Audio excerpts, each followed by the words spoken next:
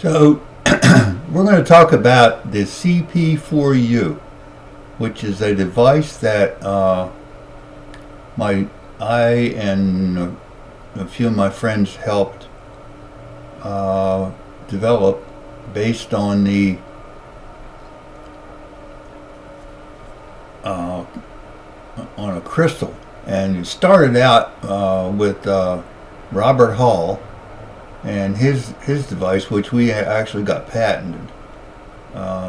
It's been about 10 years ago, and we went from there to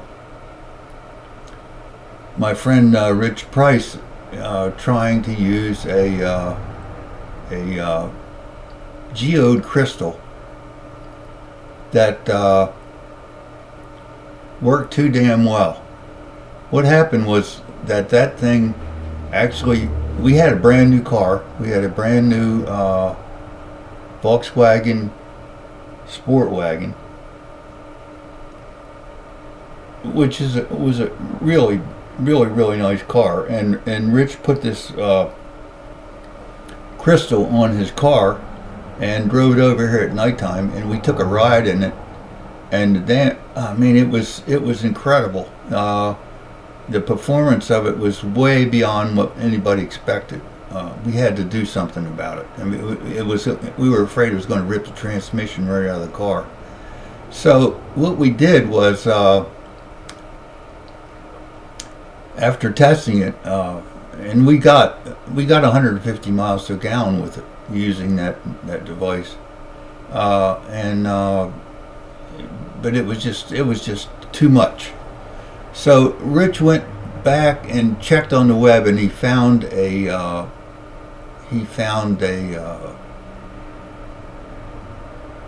computer crystal, and these computer crystals are 8 inches long, and we bought a box of them, and we programmed them to work with the car and started using them on the car. So Rich put one on his car, and he drove it over here, and we tested it, and it worked fine. It wasn't too much. And these crystals are what commonly are used for computers for memory. And what they do is they slice them up into small chips and put them on computers for memory chips, what they call memory chips. All right, so they are identical to what we're using, except for the fact that they've been basically decapitated by this process that they've been using for years, where they slice up the chip. And if it's not sliced up, what we found out after using it for several years was that they literally learned. They learned about the car. I know this sounds incredible, but it really is true. They learned how the car worked, and they worked with the car. So we're saying that these crystals had virtually a mind of their own, and it got to the point where we couldn't believe what was going on, but it went on to the point where if we put them on, say Nathan Rogers had a car down in Arizona, and he was using it on his car. He parked it next to his wife's car, and all of a sudden his wife's car started getting better mileage and higher performance. And he called me up and told me about it, and I said, this is more than anybody expected. His car was getting probably 10-15% better than what it normally got, and he put it on a off the road vehicle, and he got extreme high performance out of that. We were testing it on our own sport wagons. We had two of them, two brand new sport wagons. That my brother started up a company, and we had several. We had I don't know, about 10 investors involved, and so we had plenty of money. It wasn't a problem. And I was putting it on my own sport wagon. I drove it to Florida, and on that trip I got about 10-15% higher than normal. Nothing outrageous, but still, I mean, the point is that if your car is doing better than stock based on a crystal, you obviously know you have something very incredible going on. And we knew we could develop this thing, but we didn't know, we had no idea where we were going with it until we worked with it for quite a while. But now I'm leading up to something here, so bear with me. We kept testing this thing, and we're talking years here, and I was keeping excellent records at the time, and so was Rich, and we were showing anywhere from sometimes as much as 50% higher mileage than normal. So if a normal car was getting, say, 32 miles to a gallon, this is a TDI diesel, and sometimes they would get as high as 39 or 40 miles to a gallon. So we're getting as much as 60 miles to a gallon, and even at high speed, this thing would far outweigh a stock Volkswagen in every way, and the performance was phenomenal. It performed like a gasoline car, not a diesel. It accelerated well beyond normal, and it did everything that we could have expected. So from here, we went to we took this thing, we're talking a couple years here. We took this thing down to Route 66, and this is our flaming test day here. And we hired a university professor out of Missouri that was head of the automotive department. And he flew out here, and we had two test cars. We had the car that I'd been driving all along, the white Volkswagen, which was not in very good shape, but not bad. I mean, it was okay. All right, so we did all the things we had to do, and the university professor checked the air in the tires and did all the things that he had to do a good test.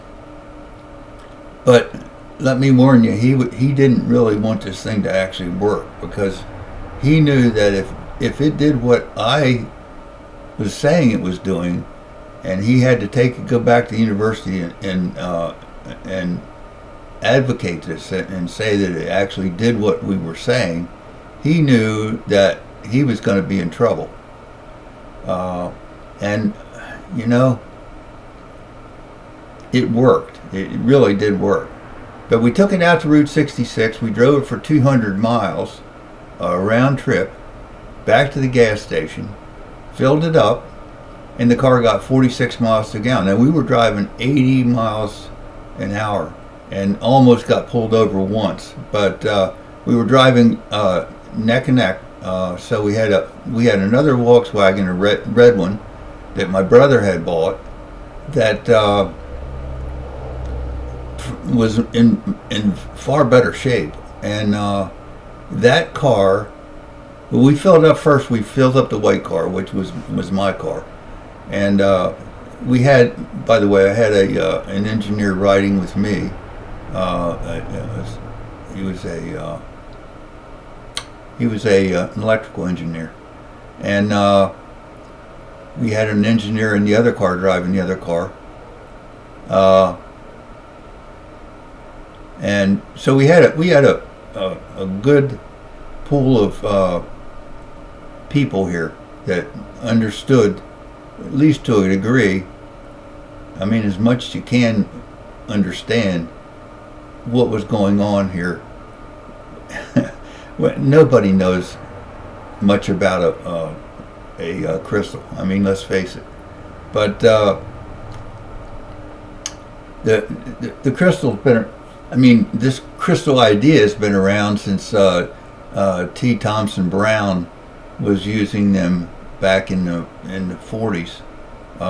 He was a genius, and I don't know much about what he did, but we were using these crystals on this white Volkswagen and nothing on the red Volkswagen. This is supposed to be a head-to-head test, and that was supposed to be the car that we were testing against. So that was supposed to be stock, and the white car was supposed to be the one with the device on it, which it was. But when we went back to the pumps and we checked out what was going on, the white car only got 46 miles to a gallon, and the red car got 76. Now, everybody was floored, and nobody expected this. I didn't know what to think about it at the time, but I knew something was fishy. I had my suspicions, but I just did not know what was going on. And of course, the university professor loved it because, as far as he was concerned, the red car was stock, and the white car didn't do as well. So he had, in effect, won. And he left and got on his airplane and flew back to Missouri. And we took the two cars back to my brother's house, and I slept on this.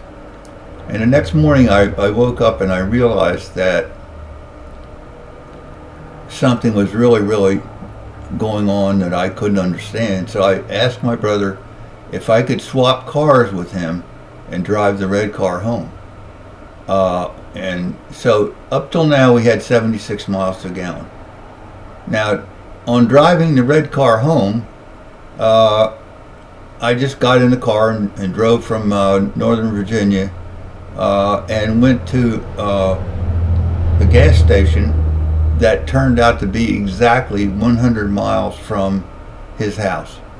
And the car, when I filled it up with diesel fuel, it took less than a gallon of fuel. And I was jamming it up, trying to get fuel in there because I couldn't believe that a car would get 100 miles to a gallon, but this is exactly what it was doing.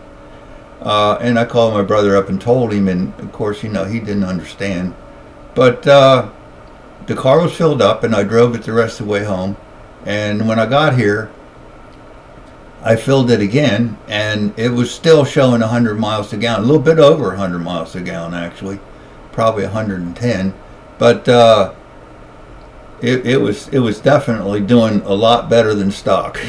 Well, we're talking here at 100 miles to a gallon over stock. Now I was driving 80 miles an hour, so we're talking probably stock something around 30, maybe not that good, 20s maybe.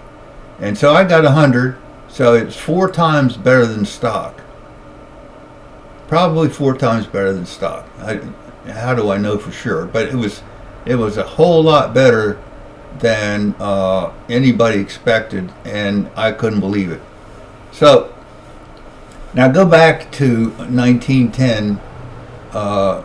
Nikola Tesla tested a turbine that he designed, and he put it in a Pierce Arrow, and he drove that Pierce Arrow for a week. Somebody drove it. I don't think Tesla actually did it, but he oversaw it. And that car got 60% higher performance, or higher output than a standard engine, a standard gasoline engine. So we actually got at 100 miles to gallon better than Tesla got on his turbine. That's, that means that nobody in history, in recent history, has ever gotten the performance that we got out of that car that day. And when I got it home, when I got my car home, I parked it down the street because I was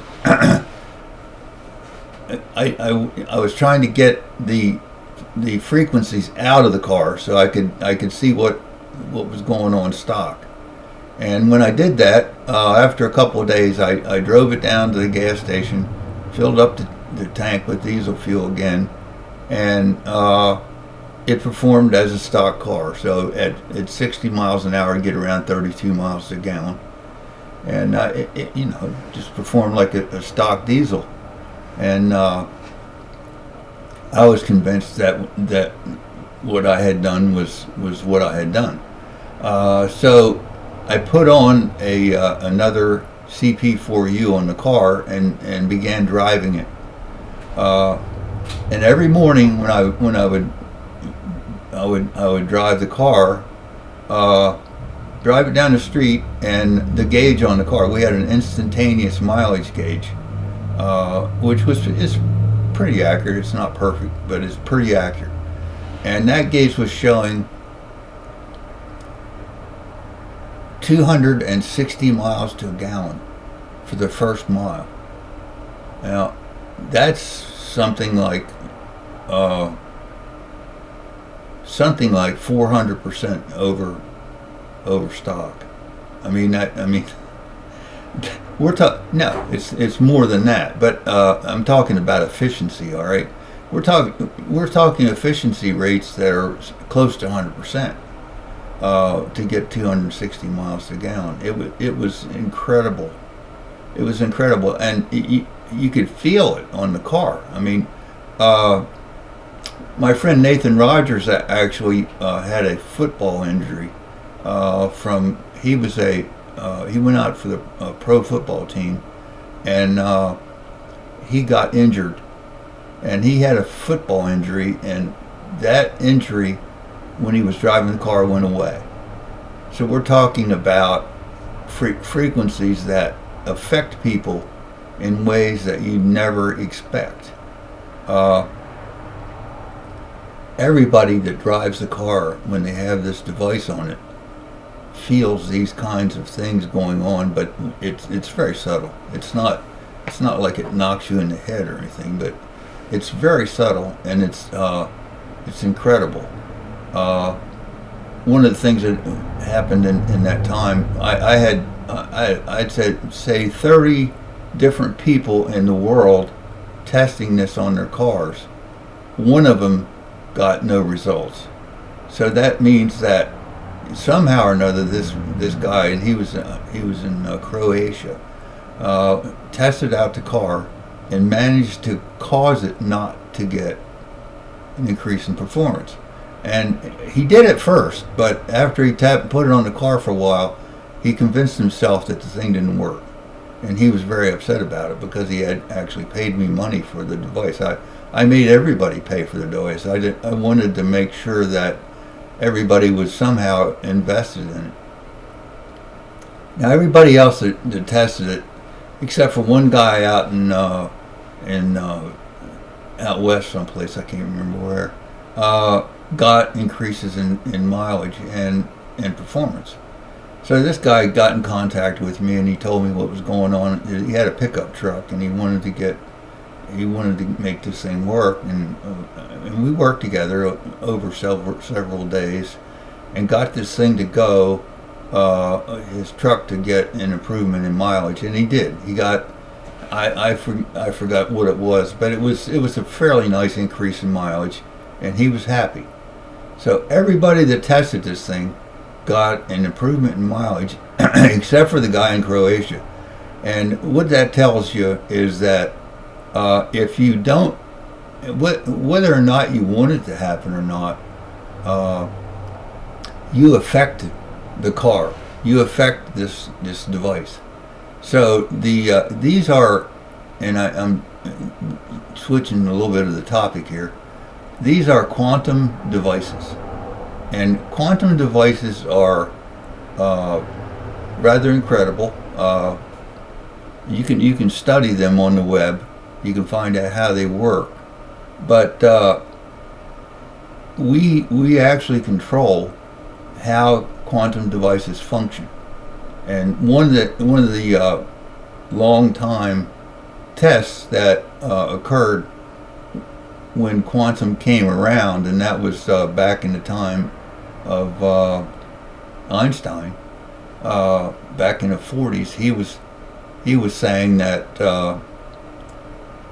they did things that he really couldn't accept, and he never really quite came to terms with the quantum science that we have today. Now quantum science has changed quite a bit in terms of how it's accepted and what it does, and today almost all young scientists accept quantum theory as fact. Einstein died not accepting it, not really accepting it, and he called it spooky action at a distance. And you'll hear that term, you'll hear that phrase from him, occasionally on the web. Obviously, it didn't work for him very well. And today, when you go on the web, everybody has to accept quantum science, because what happened during Einstein's time was they fired photons at 2 slots and found that we as individuals could change where the photons landed. So we could go through 2 slots on one side or 2 slots on the other side and make them land where we expected them to. Not necessarily where we wanted them to, but where we expected them to. So we changed with our minds the science, and that's the incredible part of quantum science today. If you go listen to the lectures of the younger people, they'll tell you that you just cannot depend on what you thought you could. We've got a whole system that we can somehow overcome just with our minds.